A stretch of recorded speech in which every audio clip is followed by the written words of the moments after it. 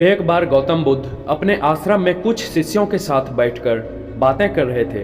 तभी उनमें से एक शिष्य ने खड़े होकर गौतम बुद्ध से बोला कि गुरुवर, इस संसार में हर व्यक्ति किसी न किसी समस्या से अवश्य जूझ रहा होता है, लेकिन उनमें से कुछ व्यक्ति अपनी समस्या का समाधान तो पा लेते हैं, लेकिन बहुत सारे लोग ऐसे भी होते हैं जिन्हें उनकी समस्या का समाधान नहीं मिल पाता है।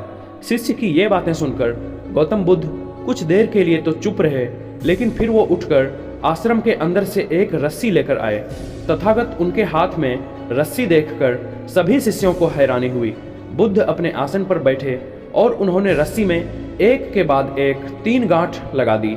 इसके बाद उन्होंने शिष्यों से पूछा कि क्या ये वही रस्सी है जो गांठ बांधने से पहले थी।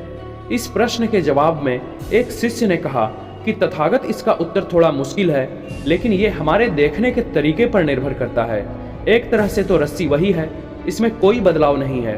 और एक अन्य शिष्य ने कहा कि अब इसमें 3 गांठें लगी हुई हैं जो कि पहले रस्सी में नहीं थी, इसे बदला हुआ भी कह सकते हैं। कुछ शिष्यों ने कहा कि वास्तव में मूल रूप से रस्सी वही है, लेकिन बदली हुई दिख रही है, लेकिन इसका मूल स्वरूप बदला नहीं है। शिष्यों की बात सुनकर बुद्ध ने कहा कि आप सभी सही बोल रहे हैं, अब मैं इन गांठों को खोल देता हूँ। ये बोलकर बुद्ध रस्सी के दोनों सिरों को खींचने लगे। बुद्ध ने पूछा कि क्या इस प्रकार से यह रस्सी की गांठें खुल जाएंगी। सभी शिष्यों ने कहा कि नहीं, ऐसा करने से तो गांठें और भी ज्यादा कस जाएंगी, इन्हें खोलना और भी मुश्किल हो जाएगा। बुद्ध ने कहा कि ठीक है, अब एक अंतिम प्रश्न, इन गांठों को खोलने के लिए हमें क्या करना होगा। शिष्यों ने कहा कि हमें इन गांठों को ध्यान से देखना होगा, जिससे कि हम जान सकें कि इन्हें कैसे लगाया गया है और इसे कैसे खोला जाएगा। इसके बाद हम गांठें आसानी से खोल सकते हैं।